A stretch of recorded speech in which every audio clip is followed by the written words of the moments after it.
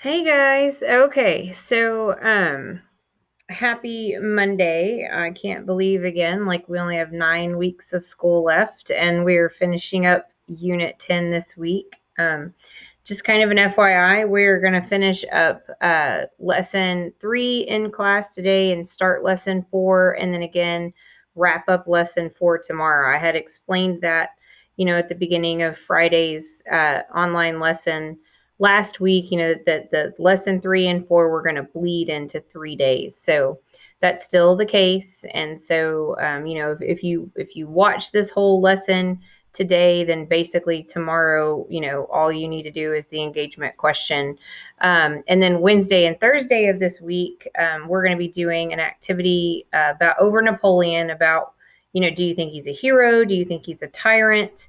And looking at some sources and that hopefully will kind of lead you to one decision or another. But just a fair warning, he's he's a tough nut to crack in that department. It's he does a lot of things that are contradictory, and he's not the easiest person to form an opinion on. But other people think he is. So I mean, again, like it'll be entirely up to you. So hopefully you find that activity kind of fun. And again, we'll be doing that in class and online Wednesday and Thursday, and then your test will be Friday. So with that being said, let's wrap this up, right? So let's look at the fall of Napoleon and what that means for Europe moving forward. So, at the end of lesson 3, I talked to you guys about, the two main reasons really that hurt Napoleon was, the British ability to consistently resist him. And you're going to see this again because comparisons are always made, obviously, between World War II and the Napoleonic Wars. You're going to see time and time again, if somebody sets out like Napoleon or again like Hitler during World War II to take over all of Europe, well, you can't do that, and you can't claim to have taken all of Europe over if you can't conquer Britain. And Britain is just not an easy place to conquer. Geographically, of course, it's an island, but in addition to that, all along its southern coastline are, just 70-foot tall sheer cliffs. And so just geographically, it's not the easiest place to invade. And then, they have an incredible navy. They're very, very skilled sailors during the Napoleonic era. And so he just can't compete with them, on the seas, as we saw last week at the Battle of Trafalgar. So the whole point was, all right, if we can't really beat them on the water, then we're going to starve them out from the land. And so, this is when Napoleon sets up the continental system and says, hey, everybody that is under my control or allied with me, you've got to stop trading with Britain. Well, I mean, this doesn't work really well because in all reality, Britain is highly wealthy, has colonial holdings all over the world. And so whilst it's an irritation for Britain, it's not some type of like huge economic impact. I mean, like it doesn't really affect them that greatly. And so because of that, they just kind of soldier on. But the people that are allied with Napoleon that depend upon the import export, but between themselves and Britain as a pretty large moneymaker, are highly affected. And so the Russians are actually one of the first people to say, like, we're going to have to bow out of this continental system thing because we need Britain's money. I mean, we need their trade. It's affecting us way more than it's affecting them. And I'm sorry, but like we've got to start trading with them again. And Napoleon felt as if when Russia did this, he had no choice but to invade, to show like that this is the consequence if you go against my orders, because he was scared of obviously like a domino effect happening. But he definitely underestimates what Russia is going to do. He doesn't really take into consideration, Russia's ability to evade fighting. And that is what they're going to do. Napoleon's going to leave for Russia in June, believing that this is going to be a quick and easy victory and we'll be back before winter. So his 600,000 troops that he takes with him are not prepared for any type of winter weather. And you also have to remember the way in which armies resupplied at this time in history was not by some type of like supply lines and wagon lines. It was when they got to a village that they had conquered, then they plundered it for goods. And that's how they really stayed afloat and resupplied themselves. But what the Russians did is they just retreated because the Russians knew that they really couldn't win if they sincerely engaged with the French army. And so what they started to do is they just retreated east because, I mean, come on, it's Russia. They've got a long ways that they can retreat east on. And so, but when they would retreat, they would go into a village and say, hey, everybody, get everything out because you're coming with the army. And then they would burn it all down.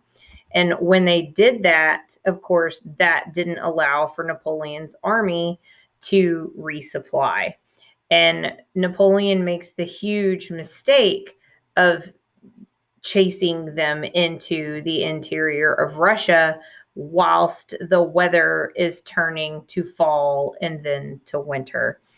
And the whole thing was, okay, surely they won't burn down Moscow, right? Surely they're not going to burn their capital city down. And they reach Moscow to find it on fire. So if you ever needed proof that Russians are not very sentimental people, here it is. So with the inability to resupply his army, and of course them also not being prepared for the weather, Napoleon at this point realizes I have no choice but to turn around and head back home. So, sorry, I got my nose is itching. So anyways, he leaves, heads back. And this, of course, is when they hit that little ice age, winter weather exemplified and he loses all but about 30 to 40,000 of his original 600,000 by the time he gets back to Poland in January of 1813.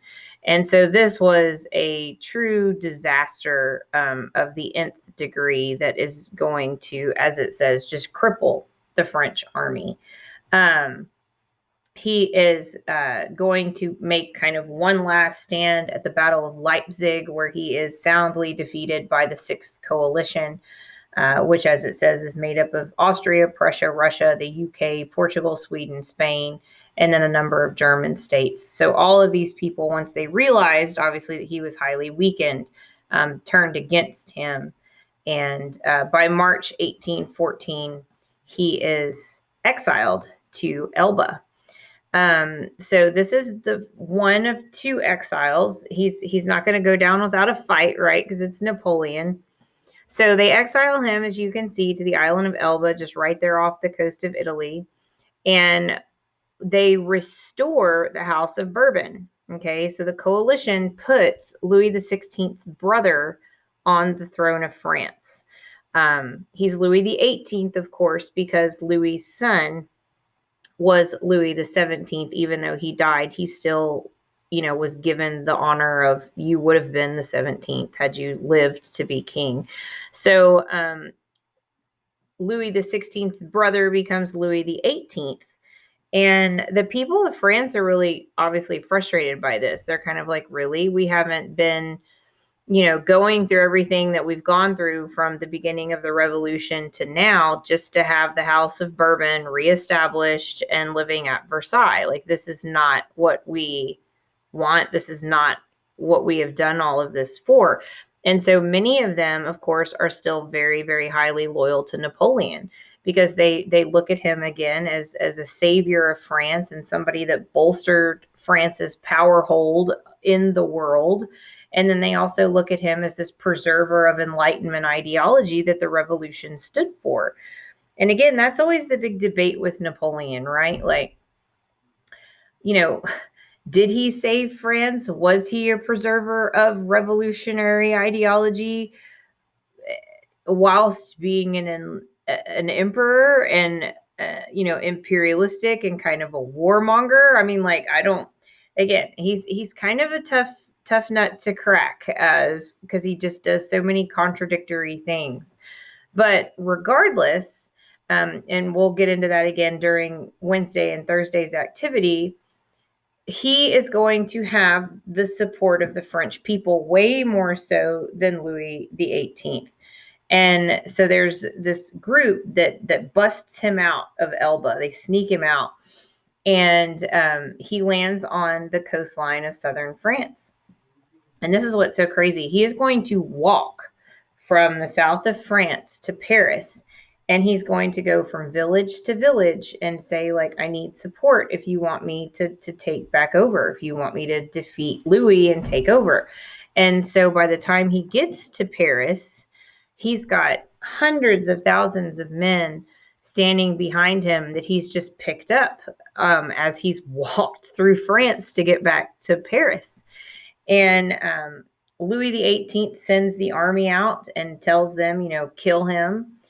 And he literally walks up to this line of soldiers unarmed with his arms out. Like, he's literally like walks up basically like, you're really going to shoot me?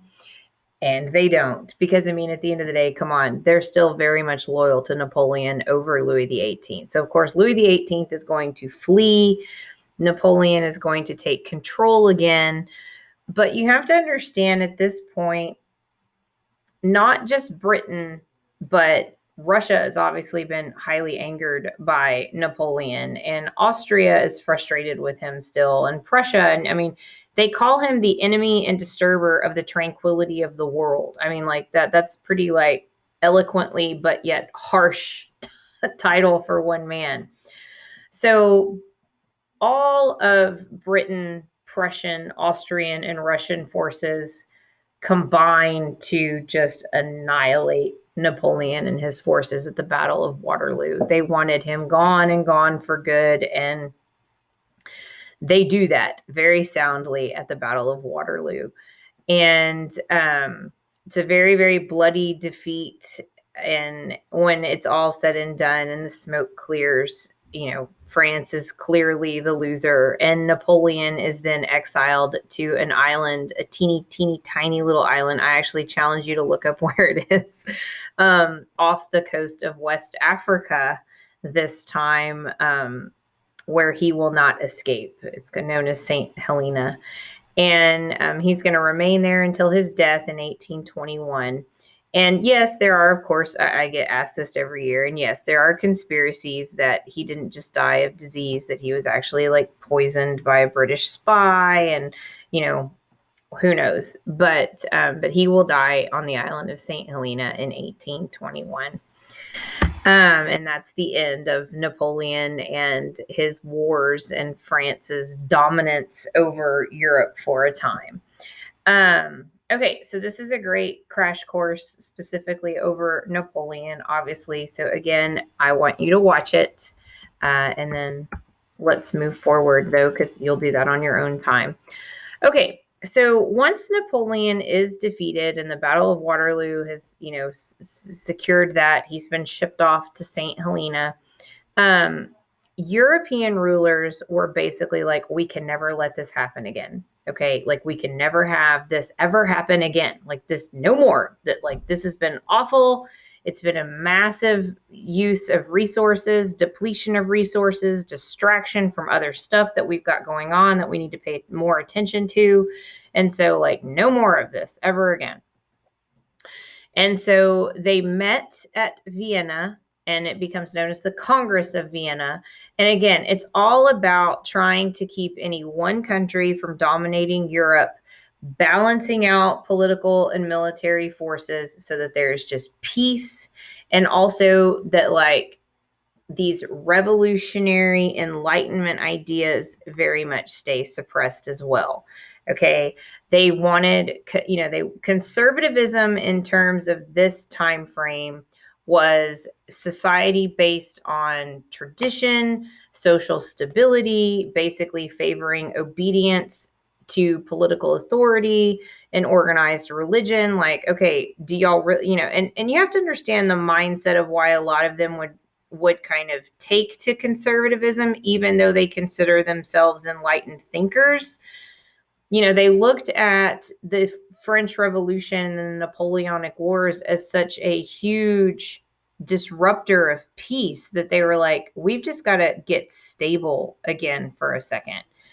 And so the conservatives, were all about, at this point in time, kind of just restoring the social order, restoring obedience to whatever government you have, and just take a chill pill.